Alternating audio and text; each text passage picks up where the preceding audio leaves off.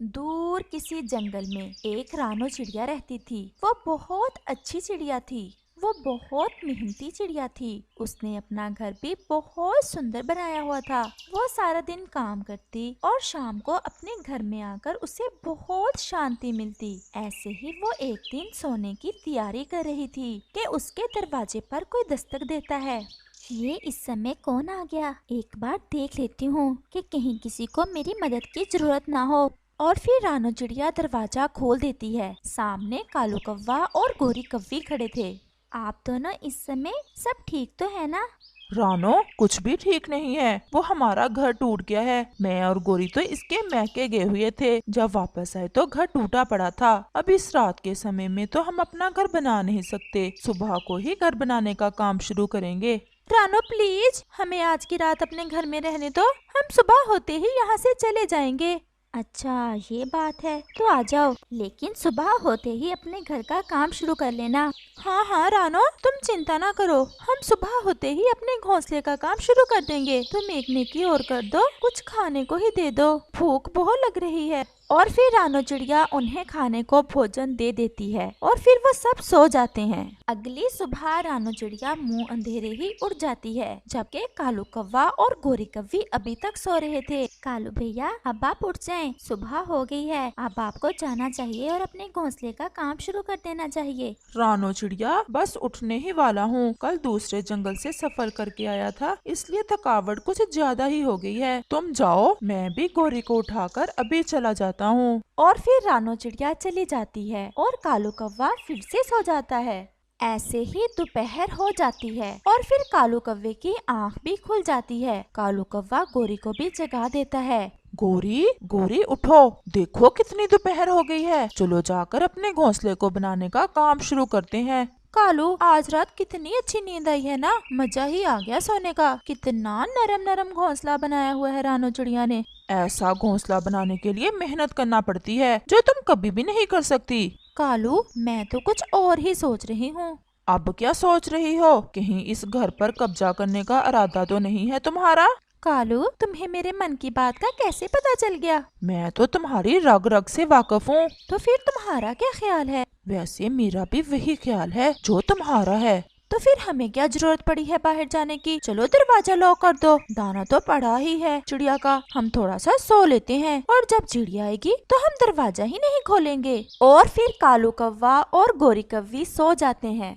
ऐसे ही शाम हो जाती है। रानो चिड़िया भी दाना ढूंढकर आ जाती है। रानो चिड़िया जब आती है तो दरवाजा अंदर से लॉक था। रानो चिड़िया दरवाजा जोर से बजाती है। गोरी, लगता है रानो आ गई है। तुम ठहरो, मैं अभी इसे भगाती हूँ यहाँ से। और गोरी कव्वी खिड़की से रानो को कहती है, क्यों भी चिड़िया, क्या बात है? क्यों दरवाजा ऐसे बजा रही हो? तोड़ना है क्या?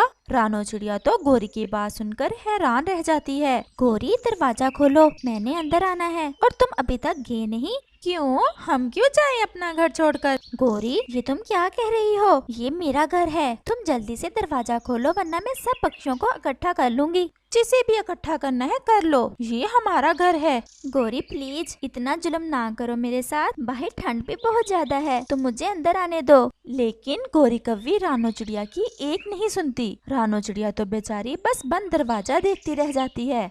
रानो चिड़िया इस समय बहुत बेबस थी। वो ऐसे ही वहाँ से थोड़ा दूर एक पेड़ के नीचे बैठ जाती है। उस पेड़ के पास ही एक तरबूज की बेल थी, जिस पर 2 तरबूज लगे हुए थे। चिड़िया, तुम उदास क्यों बैठी हो? वो कालू और गोरी ने मेरा घर मुझसे छीन लिया है। अब आप ही बताएं मैं क्या करूं? सर्दी भी इतनी ज्यादा है, मैं रात कैसे गुजारूंगी? चिड़िया, क्या मैं तुम्हारी मदद कर सकता हूँ? आप मेरी मदद कैसे कर सकते हैं? आप तो एक तरबूज हैं। रानो चिड़िया, ये जो मेरे साथ तरबूज पड़ा है, तुम चाहो तो इसे अपना घर बना सकती हो। मैं तरबूज को कैसे अपना घर बना सकती हूँ? बस थोड़ा सा इसमें सुराख कर लो। ये अंदर से खोखला है और फिर तुम इसके अंदर अपना घर बना लेना। ये तुम्हें ठंड से बचा लेगा। मुझे इसकी बात मान लेनी चाहिए, वरना इस ठंड में तो मैं मर जाऊंगी।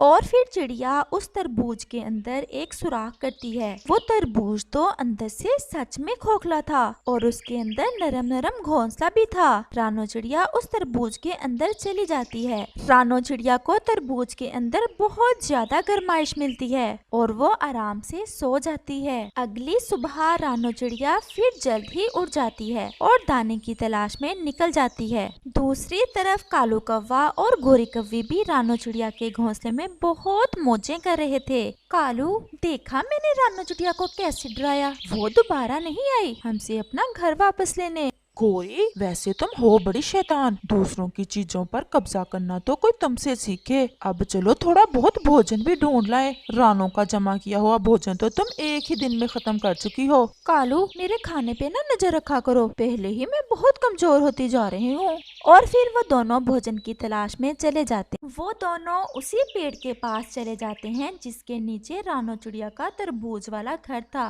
गोरी की नजर अचानक से रानो चिड़िया पर पड़ती है। वो तरबूज के अंदर चली जाती है। कालू, वो देखो रानो, वो तो उस तरबूज के अंदर चली गई। ये कैसे हो सकता है? चलो जाकर देखते हैं कि क्या साहसिक कार्य है। गोरी, आखिर तुम्हें चैन क्यों नहीं आ रहा? रानो चिड़िया के घर पर तो कब्जा कर ही लिया तुमने, अब तुम्हें क्या लगे वो जिधर भी जाए। कालू, तुमने नहीं जाना तो ना जाओ, मैं तो जा रही हूँ। और गोरी कौवी ऐसे कहते हुए वहाँ से चली जाती है और वो उस तरबूज के पास चली जाती है और देखती है कि उस तरबूज के अंदर तो एक बहुत सुंदर सा घर बना हुआ था और रानो चिड़िया उसमें आराम से बैठी हुई थी। गोरी को तो वो घर बहुत पसंद आया था। उसका मन कर रहा था कि वो तुरंत ही रानो चिड़िया से वो घर भी छीन ले और फिर वो वहाँ से वापस आ जाती है।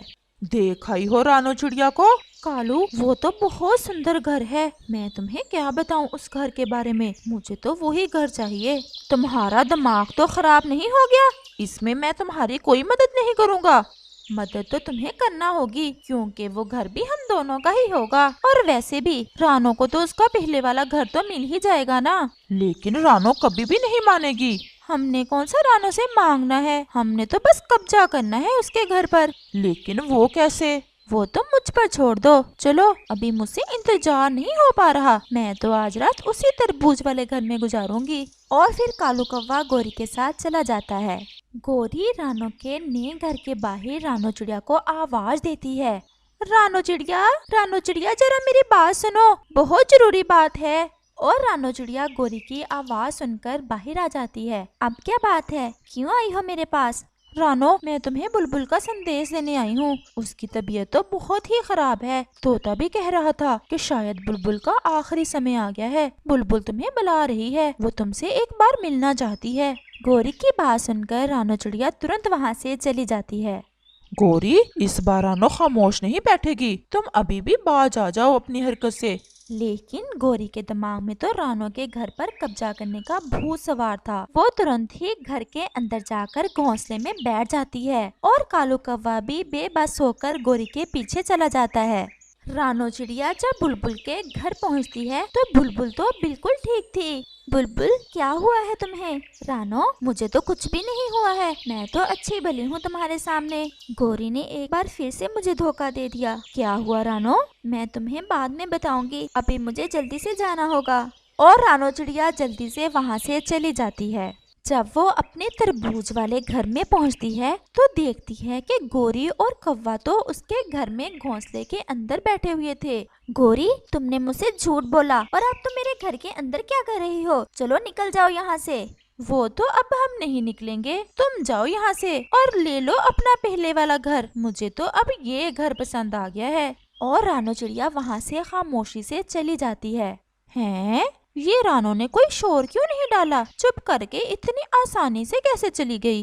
गोरी, मुझे तो लगता है कि रानो की खामोशी हमें ले डूबेगी। तुम कभी अच्छी बात ना निकालना मुंह से, जैसी काली शक्ल वैसी ही बात करते हो। और कालू कौवा खामोश हो जाता है और फिर ऐसे ही रात हो जाती है और साथ में गहरे बादल भी आ जाते हैं और देखते ही देखते तेज बारिश शुरू हो जाती है। रानो चिड़िया तो अपने घर में बैठी बारिश के मजे ले रही थी, जबकि ज्यादा बारिश होने के कारण जमीन पर हर तरफ पानी ही पानी हो जाता है, जिस कारण तरबूज वाला घर पानी के ऊपर तैरने लगता है। गोरी की तो चिंखें निकल रही थी।